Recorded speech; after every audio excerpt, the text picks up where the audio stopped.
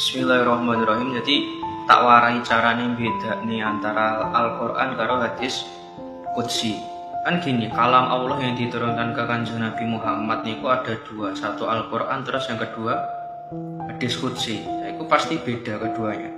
Jadi gini, ini saya buka keterangannya di kitab Al-Manhajiyah fi Ulumil Qur'an. Jadi gini. Kalau Al-Qur'an itu bersifat ijaz itu lidhoifilil kufar atau untuk melemahkan orang-orang kafir. Itu Quran bersifat ijaz. Terus yang kalau masalah hadis qudsi itu tidak ada sifat ijaznya. Nah, yang kedua, masalah perbedaan antara Al-Qur'an dan hadis qudsi, Al-Qur'an itu periwayatannya secara mutawatir dan bersifat kotek al-subut. Kotek al-subut itu dipastikan keberadaannya. Nah, kalau hadis qudsi itu periwayatannya bersifat ahad. Nanti masalah status bisa sahih, bisa dhaif, bisa hasan. Itu hadis qudsi. Terus yang ketiga, Al-Qur'an tidak bisa sama idhofahkan ke Rasulullah. Akhirnya nanti kalau dikutip itu pasti qallallahu ta'ala. Tapi kalau hadis qudsi itu bisa sampai mengidhofahkan ke Rasulullah. Akhirnya nanti dalam periwayatannya kadang seorang rawi itu berkata kalau masalah hadis qudsi biasanya gini, qala Rasulillah fi yarwihi anillah. Itu hadis qudsi.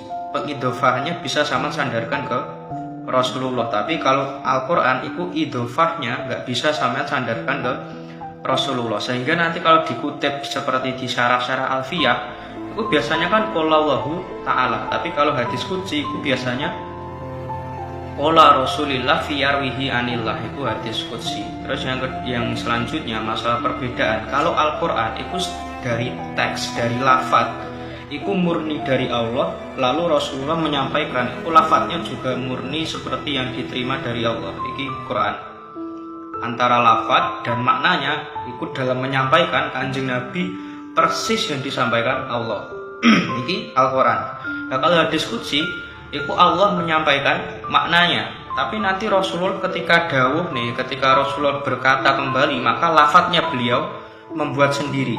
Sehingga dalam sholat sampean nggak sah ketika atau nggak boleh menggunakan hadis qudsi, harus menggunakan bacaan dari Al-Qur'an. Itu salah satunya. Dan kalau potongan dari Al-Qur'an itu dinamakan ayat, tapi kalau hadis qudsi tidak ada sebutan demikian. Maka ini perbedaan yang tertera di kitab Al-Manhajiyah fi Ulumil Qur'an halaman 22. Itu perbedaan antara Quran dan hadis qudsi.